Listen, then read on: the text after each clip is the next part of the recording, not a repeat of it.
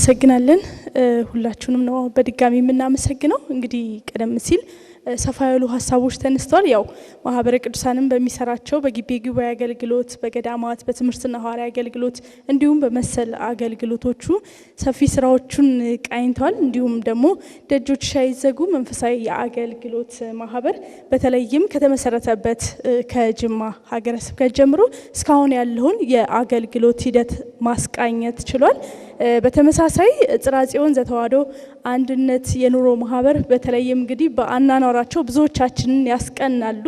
ከዚህ በተጨማሪ ደግሞ ጠረፋማ አካባቢዎች መምህራነ ወንጌል ወይም ደግሞ ደቀ መዛሙርትን እያስተማሩ ከዛ እያስተማሩ በማሰማራት ሰፊ አገልግሎቶችን እየሰጡ ነው የሚገኙት። ያው እንግዲህ በተደጋጋሚ ጊዜ ከዚህ ማህበር ጋር እኛም በማህበረ ቅዱሳን ቴሌቪዥን የዜና ሽፋን በመስጠት ለተመልካቾቻችን ማድረስ ችለናል።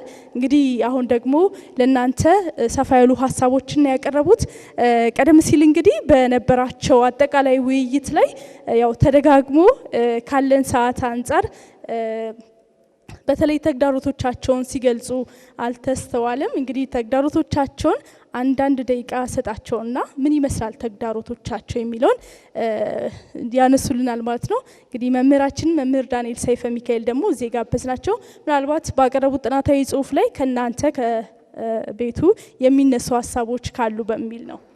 በቅድሚያ ወደ እርሱ እንዛ። እግዚአብሔር ይስጥልኝ። ያው የምንኖርበት ዓለም ራሱ ብዙ ተግዳሮት አለው። ባጭሩ የማህበረ ቅዱሳን ተግዳሮት የምንላቸው የመጀመሪያው የበጀት ነው። የምንሰራቸውና ፍላጎቶቻችን አጠቃላይ ካለው የሚሰራ ዝርዝሮች አንዱ የበጀት ችግር ነው። በጀት የማህበረ ቅዱሳን ፋይናንስ የሚያገኘው የመጀመሪያው ከራሱ አባላት ነው። ሁለተኛው ፕሮጀክቶችን ቀርጸን አዘጋጅተን ከምእመናን ነው እና ከሌሎች ተባባሪ አካላት ጋር ነው የምናገኘው። እነዚህ ሁሉ እንግዲህ በጣም ረጅምና አድካሚ ስራ ይፈልጋሉ። እስከ መጨረሻው ድረስ ሪፖርት የማድረግ ኃላፊነት ሁሉ አለበት ይሄኛው። ስለዚህ በጣም እንትኖቻችን ቁጥር አንድ የምንላቸው እነዚህ አንድ በጀት ነው የምንለው። ሌላው እንግዲህ በአገልግሎቱ በጣም የቤተ ክርስቲያኒቱን አጠቃላይ መኖር ህልውና አገልግሎት የክርስቲያኖችን ህልውና መኖር አገልግሎት የማይፈልገው ኤክስተርናል አካል ደግሞ ያው ብዙ አይነት ጫናዎች አሉት ማህበረ ቅዱሳን ላይ። እነዚህ ሁለቱ በጣም ሜጀር የሆነ ተግዳሮቶቻችን ናቸው። እሺ እግዚአብሔር ይስጥልን። እኛ እንግዲህ ያው ሁለት ነገር ነው ቅድም እንደተባለው፣ አንደኛ አብሮ መኖርን አብረን እንኖራለን። በአንድነት በአንድ ገቢ ነው የምንተዳደረው። አንድ ምድጃ ነው ያለን አብሮ መኖር። እንደገና አገልግሎት ነው እኛ ጋር ያለ ሁለት ነገር ነው። አልባት አገልግሎቱ ብቻ አይደለም ኑሮውም ብቻ አይደለም። ስለዚህ ሁለቱም ተጣምሮ ስለሚሄድ እነዚህ ነገሮች ትንሽ በስራ ሂደት ላይ ጫና ይፈጥራሉ። በአባላት ህይወት ላይ ልጅ ማሳደግ አለ፣ እናቶች አባቶች ህይወት ያ ራሱ አንድ ራሱን የቻለ ነው።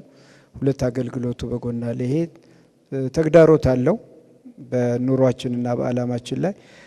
ሌላው እንግዲህ ማህበረ ቅዱሳን በጀት ሲል ነው እኔ የደነገጥኩት። ምክንያቱም እኛ ማህበረ ቅዱሳንን ባለ ትልቅ በጀት አድርገን ስለሆነ የምንቆጥረው እኛ ምን ልንል ነው ብዬ እኔ ራሴ ደንግጫለሁ። ስለዚህ እኛ ያው የምንሰራው ስራ እንዳልኳችሁ ከገጠሪቱ ቤተክርስቲያን እናምጣ እንጂ እስካሁን ይህን ስልጠና የምንሰጠው በልመና ነው። ራሳችን ፕሮጀክቶች ቀርጸናል አሉን የምንሰራቸው ነገሮች፣ ግን ከኛ ኑሮ አልፎ ይህን ማሰልጠኛና ሰልጣኞችን በጀት ሊሸፍንልን አልቻለም እና ረጅም ጊዜ ተባባሪ አባላትን በመለመን ያው ሙስን ሰዎች፣ ሁሉም ሰው አይደለም፣ ሁሉም ሰው ደግሞ ማህበሩን አያውቀው። ማህበሩ በራሱ ችግር ምክንያት ችግር ልበለው ራሱን ማስተዋወቅ ብዙ አይፈልግም ማህበሩ። እንደው ትንሽ በኢኦቲሲና በማህበረ ቅዱሳን በኤምኬ ቴሌቪዥን ላይ ይቅረብ እንጂ ራሱ ህዝብ አያውቀውም። አዲስ አበባ ከተማ ውስጥ ጽርሐ ጽዮን ብላችሁ ብትጠይቁ የት ነው ጽርሐ ጽዮን ምንድን ነው የሚሰራው የሚለው ይበዛል። ራሱ ከቤተ ክርስቲያን ሰዎችም እና ራሱን ባለመተዋወቁ ምክንያት የበጀት እጥረቱ ከፍተኛ ነው። ቤተ ክህነትም በጀት አልመደበችለትም። የፈቀደችለት ማሰልጠንን ነው እና ትልቁ ይሄ ነው። ሌላው ምልመላ ላይ ማህበረ ቅዱሳን ንዑስ ማዕከላት ባይኖሩ ኖሮ ንዑስ ማዕከላት የሚያመጧቸውን ተመልማሊዎች ለምን እኛ ሳናቀው መጣ ማን ነው እሱ የሚል ከፍተኛ ጫናና ተጽዕኖ አለብንና ከገጠር የሚመጡን ሰዎች የመመልመል ላይ ችግር አለብን። ፊድባክ ማግኘት ሰልጥነው ከሄዱ በኋላ ያላቸውን ውጤት ለማወቅ በበጀት ምክንያት በየጊዜው እየሄዱ መከታተል አልተቻለም። እነዚህን የመሳሰሉ ችግሮች አሉ። ሌላው በዚሁ ይቆይ ስልጠናው ላይ ብናተኩር ይሻላል ብዬ ነው እንጂ ችግር ከተቆጠረ ከእግር ጥፍራችን እስከ ራሳችን ድረስ ችግር አለ። እሱ ምን ያደርጋል እዚህ ቢቀርብ እግዚአብሔር ይፍታው። እሺ እግዚአብሔር ይስጥልን። ዋነኛው ተግዳሮት እንግዲህ ባለፉት በተለይ 2 እና 3 ዓመታት ወደዚህ ያለው የጸጥታ ችግር ነው። አገልግሎት ለመፈጸም እውነት ለመናገር እኛ አሁን ጅማ ሄደን እንደ ልብ አገልግሎት ፈጽመን ለመምጣት የድሮ የነበረን እንቅስቃሴ ባለፉት 3 ዓመታት ማድረግ ተስኖናል። አንዳንድ ጊዜ የመንገድም ችግር ስለሚያጋጥም በአውሮፕላን ሁሉ እየተኬደ ስራዎች የሚሰራበት መንገድ ነበር። ያ ያልተለመደ ነው እና የጸጥታው ችግር በጣም ብዙ ነገር አስተጓጉሏል። አንደኛው መሰረታዊ ችግር የምንለው እሱ ነው። የቅርብ ጊዜ ቻሌንጆቻችን እሱ ነው አንደኛው። ሁለተኛ አገልጋይ ምእመናን በተለይ በኮሚትመንት በጽናት በቁርጠኝነት ማገልገል የሚችል አባል ማግኘት በጣም ከባድ ሆኗል። አሁን ከቅርብ ጊዜ ወዲህ ብዙም በከተማው ላይ መፈናቀሎች አሉ። የተለያዩ ዲስፕሌስመንቶች ስላሉ የነበሩት አገልጋዮች ከጊዜ ወደ ጊዜ በቦታ ርቀት ምክንያት እየሳሱብን የሚሄዱበት ሁኔታዎች ተፈጥረዋል። ይሄም ራሱ ሌላው ተግዳሮት ነው ማለት ነውና በአዲስ ስትራቴጂ በአዲስ መንገድ ቻሌንጅ የምናደርገው ትልቅ ተግዳሮት ነው ማለት ነው። ሌላው ሶስተኛው ዋሴ እንዳነሳው የኛም ችግር በጀት ነው። ትልቅ ፕሮጀክት ጀምረን ወደ 78 ዓመት ሆኖናል እና መጨረስ አቅቶናል። ምእመናን ቢተባበሩ ግን በጣም በቀላሉ የምንጨርሰው ነገር ነውና ትልቁ ቻሌንጃችን የገንዘብ አቅም ማጣት ነው። እናመሰግናለን። እንግዲህ ቀደም ሲል መረጃዎች እንደደረሱኝ ከሆነ ከ16 መንፈሳዊ ማህበራት የተውጣጡ እዚህ ተገኝተዋል አባላትና ምናልባት በርካታ ጥያቄዎችን ታነሳላችሁ ብለን ተስፋ እናደርጋለን። በተለይ ከቀረበው ጥናታዊ ጽሁፍ እንዲሁም ደግሞ እነሱ አገልግሎታችን ይሄ ነው ብለው ከገለጹት አንጻር ጥያቄዎች አላችሁ ብለን እናስባለንና እስቲ ወደ እናንተ ደግሞ እንምጣ። ነብዩ ዮሐንስ እባላለሁ ከደጆችሽ አይዘጉ መንፈሳዊ አገልግሎት ማህበር ነው የመጣሁት። ትልቅ ርዕስና ጉዳይ ነው። እንደገና ደግሞ ራሱ አቀራረቡም በጣም አስተማሪና ማራኪ ነው። ምናልባት እንግዲህ ምን ያህል ይህንን ዛሬ የቀረበውን ነገር አዘጋጁ ክፍል ሰብስቦ ይዞ ይጠቀምበታል የሚለው ነገር የዛ ያዘጋጁ ክፍል የቤት ስራ ሆኖ ሳለ ማለት ነው እና እኔ በጣም ብዙ ትምህርት አግኝቼበታለሁ። ዞሮ ይሄ የውይይት መድረክ ስለሆነ አንዳንድ ምናልባት የበለጠ መታየት ከቻሉ በሚል አንዳንድ ሀሳቦች ላይ ባቀርብ ብዬ ነው። በታላቁ መምህር ዳንኤል በኩል የቀረበልን ዝርዝሮች ውስጥ አንድ ትንሽ ምናልባት ገለጽ ቢደረግ ጥሩ መስሎ የሚታየኝ የጄሱዊት ሶሳይቲስ ላይ ሲቀርብ እርግጥ ዋናው ሀሳብ እዛ ጋር ማህበራት ምን እንደሚያረጉ የሚለውን ነገር ምን እንደሚያረጉና ጥንካሬያቸው ያን ለመግለጽ ነው ይገባናል። ሆኖም ግን አንድነት አለው ወይ ወደሚለው ከዚህ ከተዋህዶ ኦርቶዶክስ ጋር አንድነት አለው ወይ እዚህ ጋር ስናመጣው እንደምሳሌ የሚለውን ነገር ትንሽ ፈታ አድርገን ብናልፍ የሚለው ነው። ሌላው በጣም የወደድኩት ከዚህ ከሳቸው የጥናት ጽሁፍ አቀራረብ ላይ የዚህ የወጣቶች ተብሎ የቀረበው በዚህ በኮፕቲክ ዩዝ ሚሽን በሚባለው ዙሪያ የቀረበው ነገር በጣም ደስ ብሎኛል። ይሄ ነገር እኛ ሀገር ቢመጣ እዚህ ጋር የጥናት ጽሁፍ ብቻ ሆኖ ባይቀርና እኛም ሀገር መዋረስ ቢችል እንደ ምሳሌ ቢወሰድ የተመኘሁት ነገር ነው። ለምን እኛ አካባቢ አሁን ሰው ወጣቱም ቢሆን ፈጠን ብሎ ከሄደ እንደ በአግራሞት ነው የሚታየው። ሰው እንግዲህ በብዙ አይነት መልኩ ሃይማኖቱን መግለጽ እንደሚችል የሚያመላክት ነገር ነው። ከጤናማ አኳያ ጤንነት ጋር ይሄን ምልበት ወደ ኋላ አመጣለሁ። በጣም ጉዳዩ ትልቅ መሰረት ስላለው ነው ይሄንን ላለማለፍ የፈለኩት። ከዚህ ባሻገር እምነትን መግለጽ ተብሎ ደግሞ ወርሺፕ የተባለው አካባቢም እንዲሁ ጥሩ ገለጻ ጥሩ ምናልባትም ትንሽ ተሳቀቅ ያለው ነው ሲገታ ያንኛው መድረክ ወይም አቅራቢው ሲገቱ ትንሽ እንደ ባፍታቱት ብዬ የተመኘሁት አምልኮ ማቅረብ ራሱ አምልኮ እንዴት ነው አምልኮ የኛን አምልኮ እንዴት ነው እየገለጽን ያለ ነው እኛ ራሳችን የሚለው ነገር ብዙ መታየት ያለበት ነገር ነው። ምክንያቱም በዓለም ውስጥ ነው እየኖርን ያለ ነው። ይሄን ካልኩ በኋላ ሌላው ግን ምናልባት አሁን ማህበራት አካባቢ ትልቅ ልምዶች እና ትልቅ ስራዎች ትላልቅ ስራዎች እንደተሰሩ ግልጽ ነው። በጣም ግልጽ ነው። ምናልባት በአጭር ጊዜም ቢሆን በጥሩ ሁኔታ የተገለጹ ይመስለኛል። ወይም እንደዛ ነው የተረዳሁት። እኔ ከመምሰል ባሻገር ተረድቻለሁ። እንደዛ የጸራ ጽዮን ራሱ ብዙ ትልቅ ነገር እኔ ወደ ልጅነት ይመልሶኛል። እኔ ልጅ በነበርኩበት ጊዜ ቤተሰቦቼ ቤተክርስቲያን እኔን ለመውሰድ ወይም እኔ በኔ ዙሪያ ያሉ ልጆችን ለመውሰድ ይጨነቁ ነበር። አስጨናቂ ዘመን ነበር። ያን ሁሉ አስታውሶኛል። አሁን ግን ይሄ ምን ያህል በሰነድ ላይ ተሰንዶ ቁጭ ብሎ ለሌላው ትውልድ ይተላለፋል ዳግም እንዳይመጣ። እኔ እንደውም ያ ነገር የለቀቀ አይመስለኝም። አሁን ምናልባት በከፋ መልኩ መጥቶ ሊሆን ይችላል ወይ መልኩን ቀያይሮ ሊሆን ይችላል እንጂ ስለዚህ በሰነድ መልኩ እንደ ጥናት አሁን ይሄን መድረክ እንደ ቀላል ማየት አንችልም። ምክንያቱም እዚህ ጋር ሲቀርብ አሁን ሳይንሱ የሚነግረን ለምሳሌ አንድን ፍራፍሬ ዝም ብለን ከምንበላው ይልቅ ጭማቂውን ብንጠጣው ቀጥታ ሄዶ ሰውነታችን ውስጥ ነው የሚገባው ያለ ምንም ጁስ ያ የሚባለው ጭማቂው ማለት እንደዛ አይነት ነገር ነው እዚህ የቀረበው። ሰው ተጨንቆ ነው መጥቶ እዚህ ጋር የሚያቀርበው። ግን ፍሬሙ የሆነ አንዳንድ በዛ ያለ ፍሬ ማምጣት አለበት ዛሬ የቀረበው ነገር። ስለዚህ እንዲታይ ያስፈልጋል። በዚህ በጽርሐ ጽዮን በኩል ለምሳሌ አሁን የባህሉ ጉዳይ ስናየው ወይም ሃይማኖቱንም ጨምሮ በዛ ዘመን እኔ ትንሽ ከማስታውሳቸው ነገሮች በግብጽ በኩል የሚመጡ የባህልን ማቆሸሽ የኛም ባህል የሚያቆሸሹ ብዙ ጉዳዮች ነበሩ። ከዚህ ከምዕራባዊ ግፊት በዛ በኩል ይገባ ነበር። ምንም እንኳን ኮሚኒስታዊ ቢሆንም እንደዚህ አይነት ግፊቶችና ጫናዎች ነበሩ። የባህል ወረራ የሚባለው ማለት ነው። ይሄንኛው ሀገር ደግሞ ዋናው ባህሉ ሃይማኖታዊ ነው። ያንን ግን ለምሳሌ አሁን እዛው ማህበር አካባቢ ተዘግቶ አገኘን ይሄን ያህል ሲሉ በዛ ሂደት ምክንያት ይመጣል።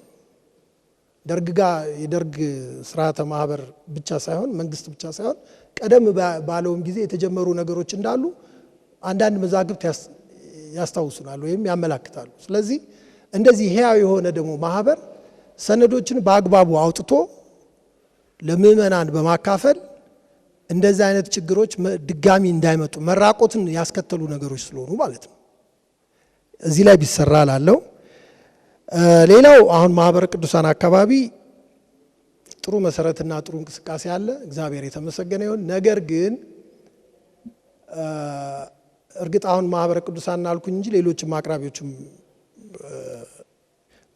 ያላችሁትም ምሁራንም ጨምሮ ምናልባት በትይዩ አሁን እዚህ ጋር እኛ እናረጋለን ብለን የምናስበው አለ። ምግባራችን እንደዚህ ማህበራት አሉ እንዲህ ተቋቁመናል እንሰራለን እንላለን እንጂ በትይዩ እየተካሄዱ ያሉት የዓለም አቀፋዊ ሁኔታዎች ሀገር አቀፋዊ ሁኔታዎች የግድ መቃኘት አለባቸው። ለምሳሌ አሁን ሁላችሁም ስትናገሩ እዚህ ጋር የባጀት እጥረት የሚል ነገር መጣ። ይህ እኛ እዚህ ጋር ተናገር ነው እሳቱ ስለሚበላን ስለሚነካን ተናገር ነው እንጂ ትልቅ ፕሮጀክት ተደርጎ በምዕራባውያን እየተሰራ ያለ ነገር ነው። ይሄንን የወለደው ይሄን ያመጣው ማለት ነው። ጽንሰ ሐሳቡ ሰፊ ነው። ዲሁማናይዜሽን ይባላል። ይሄ ትላልቅ መንግስታት በሚስጥርም በገሃድም ገንዘብ መድበው እንደኛ አይነቶችን ሀገሮች ድሃ የሚያረጉበት ነው።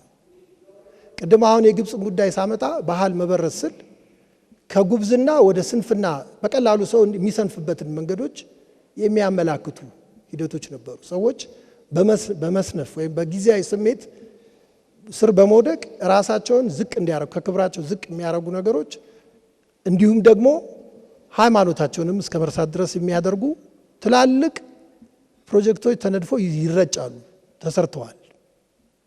በመንፈሳዊም ቅኝት ሚዛን ውስጥ አስገብታችሁ ማየት ትችላላችሁ። ምክንያቱም ዓለም ውስጥ ስለምንኖር። ስለዚህ የዲሁማናይዜሽን ፕሮጀክቱ ምን አይነት ገጽታ ይዞ ይመጣል? አንድ ሰው ከግል ንጽህናው ጀምሮ በአግባቡ ምግብ እንዳይመገብ የማድረግ እንዲቀነጭር ጭንቅላቱ፣ ህፃናቶች በአግባቡ ትምህርትን እንዳያገኙ የማድረግ ተተኪ ትውልድ ላይ ተጽዕኖ ማምጣት፣ ስነ ልቦናዊ ተጽዕኖ ማድረግን ሁሉ የሚያመጣ ነው። በሌላው ሰው ላይ በብድር የመኖር ማለት ዲፔንደንት የመገዛትን ነገር ያመጣ የባህል ሁኔታ አሁን እኛ ላይ በጣም ሰፍኖ ይታያል። ስለዚህ መለመንን እንደ በማህበር ደረጃ አንድ ቁም ነገር እየተናገርን ነው። በአንጻሩ አሁንም ትይዩ እንቅስቃሴዎች ጋር ስንመጣ ለምሳሌ ከአረብ ሀገር ይመጣል አንድ ድርጅት አይን አክማለሁ ይልና በጣም በዚህ በማስታወቂያ ይነፈዋል። ማለት መንፋት ማለት በአሉታዊ እንዳትወስዱብኝ፣ በትልቁ ትላልቅ ማስታወቂያዎች እየተሰሩ በጣም አለ አይደለም። ከዛ በኋላ የሰውን አእምሮ ነው የሚገዛው። ያ ሌላ ሃይማኖት ነው የሚኖራቸው፣ በሃይማኖታቸውም ስር እንዲወድቁ ይደረጋል። ውራጅ ልብሶች ይሰጧቸዋል። ለምሳሌ አስተሳሰባቸውም በገንዘብም በምግብም በሌላው እየተገዛ ይጠፋሉ ማለት ነው። ከህይወት መስመር ይወጣሉ ማለት ነው። እንዲህ አይነት ነገሮች በምንድን ነው የሚታቀቡት ሲባል እኛ ራሳችን እንዴት ነው ራሳችንን የምናጎለብተው? ራስን መቻል በምን አይነት መልኩ ነው ራስ መቻል የሚባለው ነገር ላይ የምንሰራው የሚለውን ይሄ እሴት ውስጥ መግባት አለበት። ራስን በምግብ እና ራስን በመቻል የሚለው ነገር መታሰብ አለበት። በተለይ ይሄ ዲሁማናይዜሽን የሚባለው ያው ሰፊ ነገር ስለሆነ አሁን እዛ ውስጥ ገብቼ መናገር ስለማልችል ነው። ሌላው አሁን ለምሳሌ እዚህ ቴሌቪዥኑ ጋር ስንመጣ ሩቅ ሳንሄድ እንደዚህ አይነት ፕሮጀክት እንደዚህ አይነት መድረኮች ሲዘጋጁ በዓለም ላይ ያለ አንድ ተቋም ቢሆን ብዙ ማስታወቂያ ሰርቷል። አገሪቷን የሚያነቃንቅ ወይም ከተማዋን የሚያነቃንቅ ማስታወቂያ ይሰራል። ስለዚህ ቀደም ሲል አሁን የቁጥር ሲባል የተመልካች ቁጥር ይሄ ምንድነው ቪውወርስ የሚባለው ቁጥር እዚህ ጋር እኛ ሰርፕራይዝ ልንሆን አንችል፣ ሊገርመን አይገባም። 500,000 የማይሞላ ምናምን ልንል አይገባም። አልሰራንማ። ልክ የዛኑ ያህል ስንሰራ በሰራነው መጠን ነው የሚሰጠን፣ የልፋታችን ያህል ነው የምናገኘው ማለት ነው። ስለዚህ ተቋማትም ራሱ የዚህን ያህል መትጋት አለባቸው። ይሄ ነገር እንግዲህ በእውነት ሚዛን ላይ ከተቀመጠ ለማለት ነው። ብዙ ስራ ይፈልጋል። ምክንያቱም ዋጋው ትልቅ ስለሆነ ማጋራት ስላለብን ነው። እና ሌላኛው እሴት እኛ ጋር ጠልቆ መግባት ያለበት በእኔ አመለካከት፣ ልሳሳት እችላለሁ፣ ለራሳችን ሊደረግልን የምንፈልገውን ነገር ለሌሎች የሚለው ይሄ መጽሐፍ ቅዱሳዊም ነው። ይሄ ነገር በእሴት ደረጃ መያዝ እንዳለበት ይሰማኛል። ይሄ ጎልቶ አይወጣም። ይሄ ከአካባቢው ባለመኖሩ የሚታዩ በጣም አስከፊ ገጽታዎች አሉ። የተዋህዶ ኦርቶዶክስ ቤተክርስቲያን አካባቢ አያሌው አሰፋ እባላለሁ ከማህበረ ስላሴ ዘሳሊተ ምሕረት መንፈሳዊ ማህበር። እዚህ የቀረቡት ጥናታዊ ጽሁፎችና ሌሎች የማህበራት አስተያየቶችና ያሉ ነገሮች ለኛ ለኔ ማህበር ትልቅ ትምህርት ይሆናል ብዬ አስባለሁኝ። ምክንያቱም ማህበረ ስላሴ ዘሳሊተ ምሕረት መንፈሳዊ ማህበር ከተመሰረተ ገና 10 ዓመቱ ነው። ስለዚህ በተለይ ሁለታችሁ ትወልዱታላችሁ ማለት ነውና በእውነት ጥሩ እይታ ነው። ወደ ማህበረ ቅዱሳን ስመጣ ጥሩ ልምድ ለመውሰድ ከጓደኞቼ ጋር እዚህ ዛሬም ተገኝቻለሁ። ባለፈውም ተገኝተን ስልጠና ሰጥታችሁናል፣ እሱ እናመሰግናለን። ምናልባት እኛም ከተመሰረትን ጀምሮ እንደዚሁ ገብቶንም ሳይገባንም ነው ማህበሩን የመሰረት ነውና ከቤተ ክርስቲያን አይደለም የተነሳ ነው፣ ከሻይ ቤት ነው የተነሳ ነውና ቁጭ ብለን እንደዚህ ጓደኛሞች ሆነን የመሰረት ነው ማለት ነው። ስለዚህ ወዳውኑ እኛ እንደውም የራበውን ለማብላት የጠማውን ለማጠጣትና ሌሎችን ነገሮች ለማድረግ ነበረ። አንድ ወዳውኑ ምን ገጠመን፣ በዚህ በሰሜን ሸዋ አካባቢ በአንጾኪያ ገምዛ ወረዳ 41 ገዳማትና አድባራት እየተዘጉ ነው የሚል ነገር ስለገጠመን በዛ አካባቢ እንዲሁ በሰው እሱን እንሰማለን። ከዛም እነሱ ይህን ጥያቄ ያቀርቡልናል። እንደውም ፕሮጀክቱን የሰራው ማህበረ ቅዱሳን ነው። ስለዚህ በመኮይ ዋና ከተማ ላይ 41 ገዳማትና አድባራት በጋራ ሆነው አንድ ልማት ማልማት ፈለጉና ያ የተሰጣቸው መሬት የከተማው በጣም እምብርት እንደሚባለው ወይም ደግሞ ለእይታ ቆንጆ የሆነ ለቢዝነስም እንደዛው ማለት ነው በአካባቢው ከሰሷቸውና ያው በሳምንት ውስጥ እንዲነጠቁ ፕሮጀክቱ ካልተጀመረ የሚባል ነገር መጣ። እንግዲህ ቅድም እንደነገርኳችሁ ለዛ ዓላማ አይደለም እኛ የተመሰረት ነው።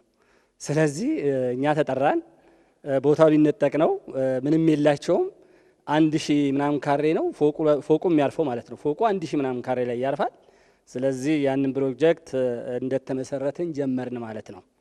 ያ ቅድም ወንድሜ ደጆች ሳይዘጉ ቅድም ያሳየው ፎቅ ነበርና ልክ ተመሳሳይ ነው። ያ ፎቅ ባያልቅም አሁን ባለው የሰላም ሁኔታ 6 ባንክ፣ ፋርማሲዎች፣ ሞባይል ቤቶች እንደዛ ተከራይቶ ምናልባትም እዛ አካባቢ ያሉ አገልጋዮችን ደሞዝ በመጠኑ እየከፈለ 41 ገዳማትና አድባራት አሁን አገልግሎት መስጠት ጀመሩ ማለት ነው። ይህንን የተመለከተው ማህበረ ሥላሴ ሰዓሊተ ምሕረት መንፈሳዊ ማህበር ሌሎች እንደዚህ የተዘጉትን እየፈለገ በጥቆማም እየሄደ እዚሁ አካባቢ ደግሞ ወደዚህ ወደ ሰላሌ አካባቢ የመጀመሪያው የገብርኤል ቤተክርስቲያን ነው ተጠቆመን ስንሄድ 30 ሰው አይሆንም እኛንን ታቦቱን ያዞር ነውና ያንን ስንመለከት ምንድነው ችግሩ ብለን ያንን ነገሮች እንደዛ እንትን ብለን ዛሬ ትልቅ ደረጃ ደርሷል ማለት ነው። ምናልባት ትምህርት ቢሆን ብዬ ነው የሰጣሁት፣ ጊዜያችሁን አልፈጅም።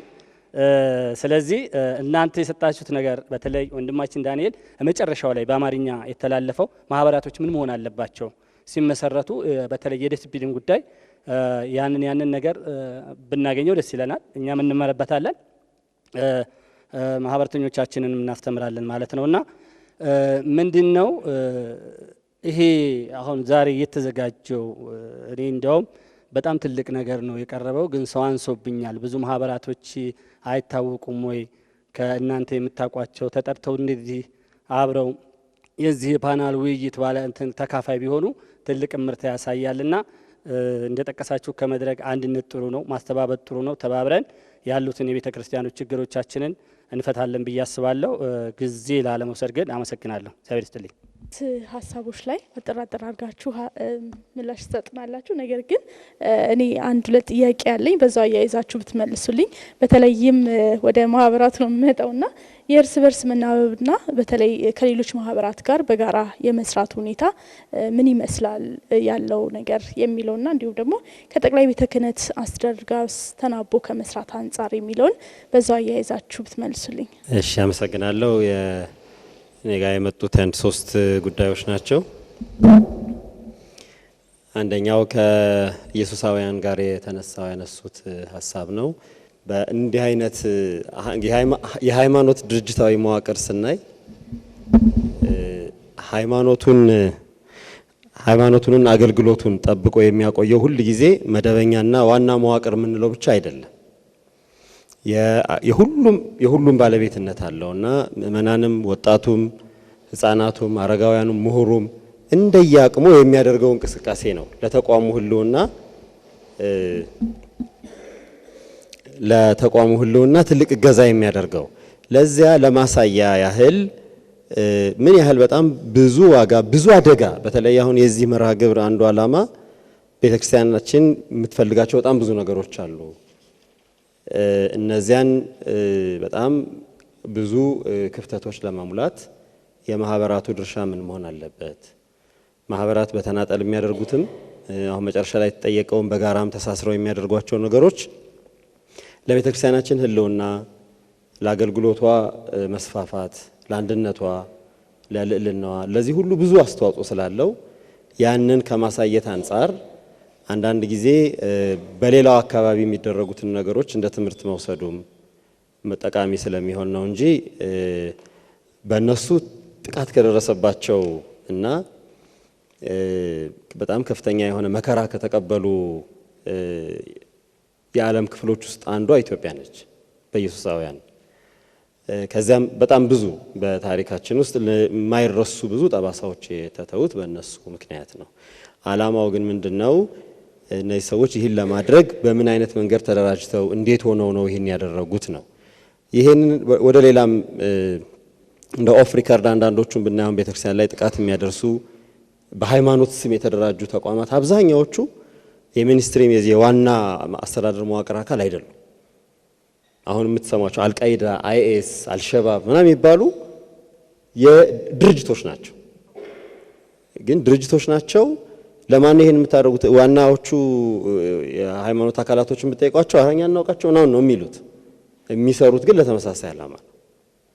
እና እኛ ያን ያህል ባንፈልገውም ግን እስከየት ድረስ መደራጀት፣ እስከየት ድረስ መዋቅር፣ እስከየት ድረስ ማሰብ እንዳለብን ለማሳየት ነው እንጂ ያ ብዙ የአንድነትን ጉዳይ ለማሳየት አይደለም።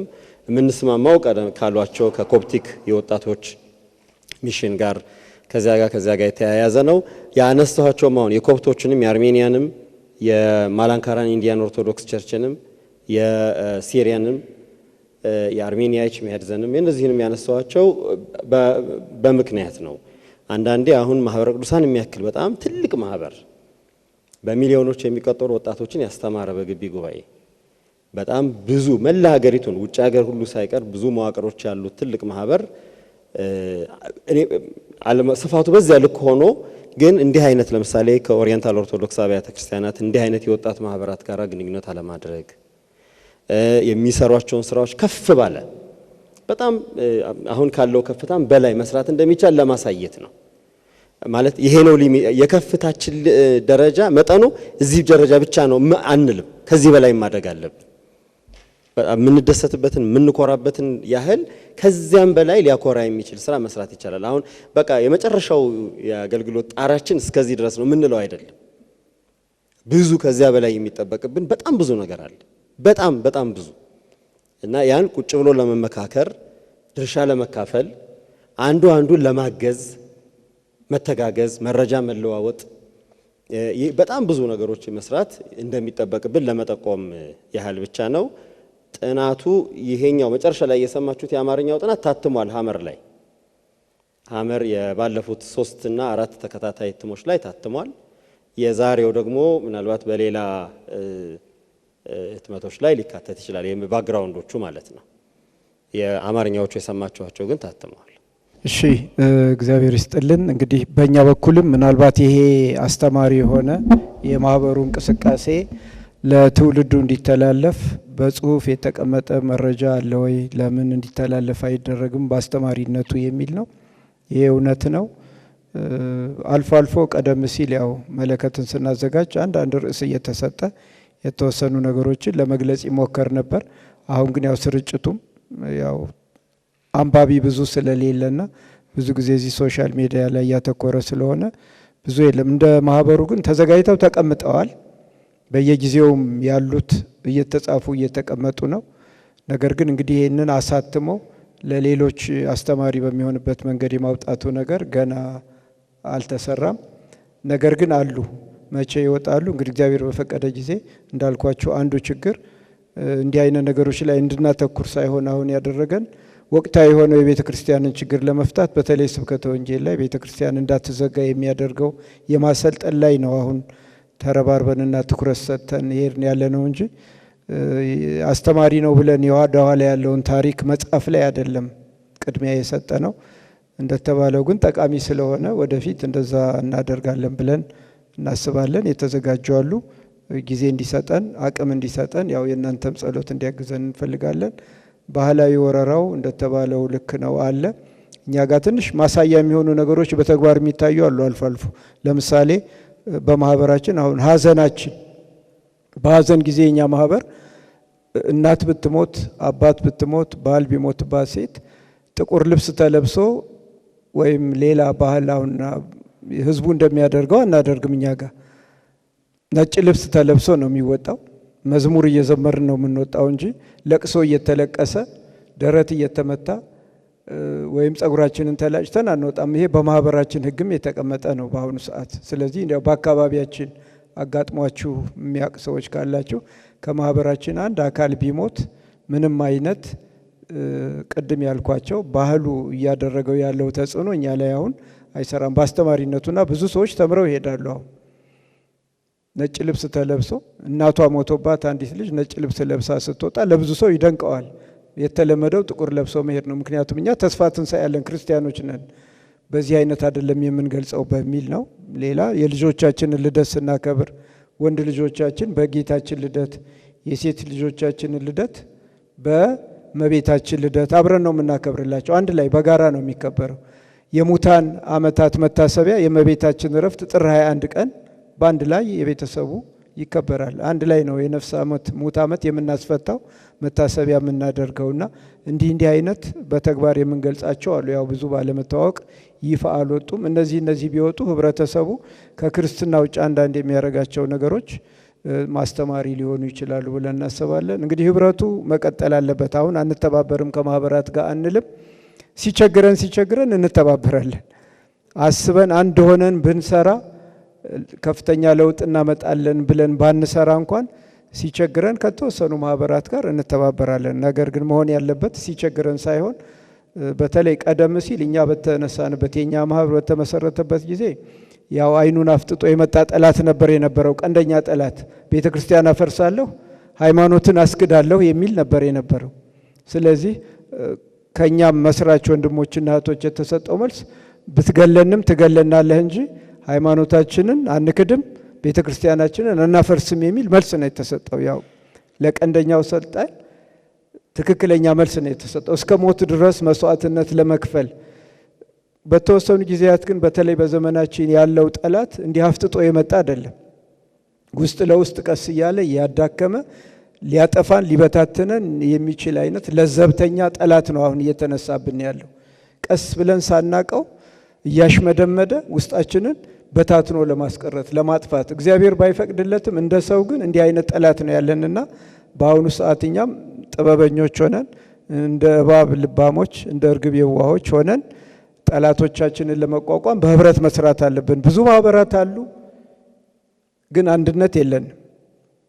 ይሄንን የሚያስተባብረን እንደ ማህበረ ቅዱሳን አይነት ትልቅ ማህበር ቅድም አዲስ አካሄድ ሲባል ሰምቻለሁ። እኔ እንዲህ አይነት አካሄዶች ቢኬድባቸው የሚል እኔ እንደው ለማህበረ ቅዱሳንም ግቢ ጉባኤያት ላይ ዩኒቨርሲቲዎች ላይ ከሚሰራው በላይ ማህበራትንም ማስተባብሮ በአንድነት ሆነን ቤተክርስቲያናችንን ኦርቶዶክስ ተዋሕዶ ሃይማኖታችንን መታደግ የሚያስችለን ያው ባለው ሳይንሳዊ መንገድ ባለው ትምህርት ባለው ጥበብ ተጠቅመን አንድ ሆነን ማህበራት ጠላቶቻችንን በጋራ መመከት የምንችልበት ነገር ላይ ጥናት ቢሰራ ሪሰርች ቢደረግና አብረን ብንሰራ ትልቅ ስራ እንሰራለን ብዬ አስባለሁ። እግዚአብሔር ይስጥልኝ።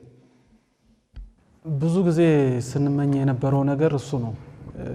አንድነት ህብረት እንዲኖረን ፍላጎታችን በጣም ከፍተኛ ነው። ድሮ ጀምሮ የዛሬ 14 ዓመት ጀምሮ ወደ 44 ማህበራትን ሰብስበን ውይይት ሁሉ አድርገናል። የሆነ ወቅት ላይ ጠቅላይ በማን ነው እዚህ ስላሴ መንፈሳዊ ኮሌጅ ላይ። ከዛም በኋላ አንድ ሁለት ወርክሾፖች እንደዚህ ለማድረግ ተሞክሯል። እንዳየነው የተማርነው ነገር ምንድነው? ሁላችንም በጎጥ ነው መስራት የለመድነው። በቃ ሁሉም በየራሱ የራሱን ድስት ከማብሰል ውጪ ሌላ ነገር የመታየት ችግር አለ። ከጊዜ በኋላ የገባን ነገር ምንድነው? እኔም በራሴ ፐርሰናል የገባኝ ነገር በቃ አንድ መሆን አንችልም። አንድ ተፈጥሯዊም አይደለም። አንድ በቃ አንድ የሆነ ወጥ አይነት አስተሳሰብ፣ ወጥ አይነት አሰራር፣ ወጥ አይነት ነገር ላይኖረን ይችላል። ግን በጣም መተባበር የምንችልባቸው ብዙ አውዶች ግን አሉ። አቅማችን በጣም ከፍተኛ ነው። አቅማችንን አልተጠቀምም። በአዲስ አበባ ብቻ ያለውን አቅም ብንጠቀም ካለው ነዋሪ አሁን ካለው ነዋሪ ከ7 እስከ 10 ሚሊዮን ከሚገመተው አጠቃላይ ነዋሪ ወደ 75% የሚያክለው ኦርቶዶክሳዊ ነው። አንድ ጉባኤ ጠርተን እኮ ተሳቀን እኮ መንዘጋበት ብዙ አጋጣሚዎች አሉ። ሚሊኒየም አዳራሽ እኮ 3 ወር ነው የሚለፋው ታውቃላችሁ። 3 ወር ትኬት ለመሸጥ። ለምንድነው ይሄ የሆነው ሲባል የመተባበር አቅማችን ደካማ ስለሆነ ከማህበራት ጋር እንደዚህ ሰፋፊ ስራ ከሚሰራው ከማህበረ ቅዱሳን ጀምሮ ብዙ ማህበራት አሉ በሀገር ስብከት ደረጃም በትንሽ ደብራት ደረጃና ያንን የሚያስተባብር የሚያነቃንቅ የሆነ ነገር መፈጠር አለበት። ይሄ አሁን ጅምር ነው። ይሄ እግዚአብሔር ይመስገን ዛሬ እንደዚህ ጀምረናል። ነገም ደግሞ ይቀጥላል። በርስ በተለያየ ርዕስ እንሄድበታለን። ከዛ በሂደት እየተግባባን ስንመጣ ለምሳሌ ደጆችሽ አንድ ጉባኤ ቢፈልግ በቀላሉ ከናንተ ጋር ነው ኮሙኒኬት ማድረገው።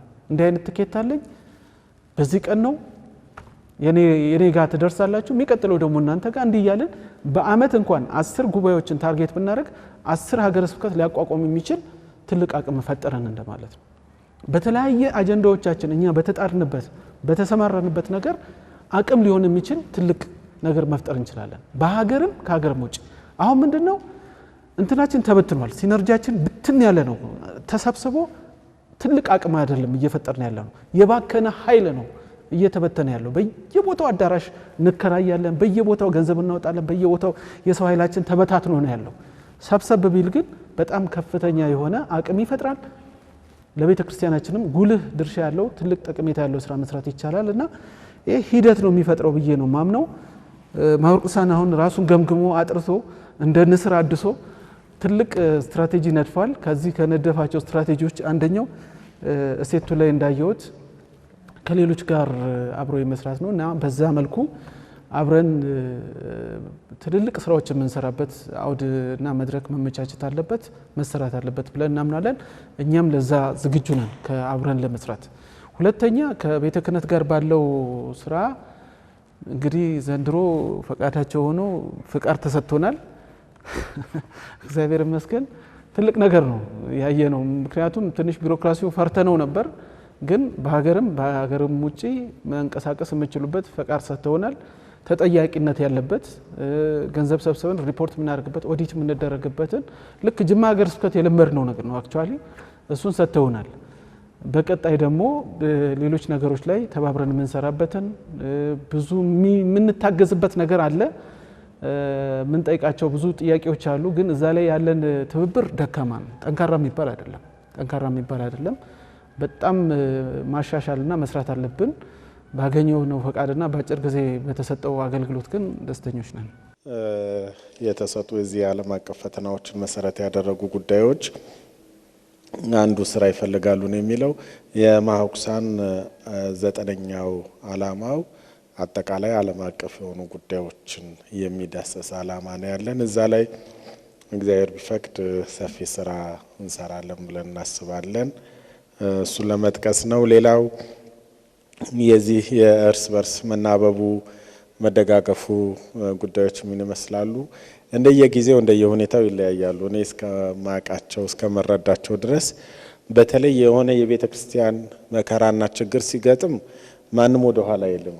ተሰብስበን ተደራጅተን ነው ወደ ጠቅላይ ቤተ ክህነት የምንገባው፣ ወደ ፈተና ወደ መጣበት አካባቢ የምንሄደው። ለዚህ ብዙ ጊዜ ማህበራቱ ቤተክርስቲያናችን ላይ ፈተና ከመጣ በጋራ የመቆም እንትኑ ብዙ ነው የተሰሩባቸው።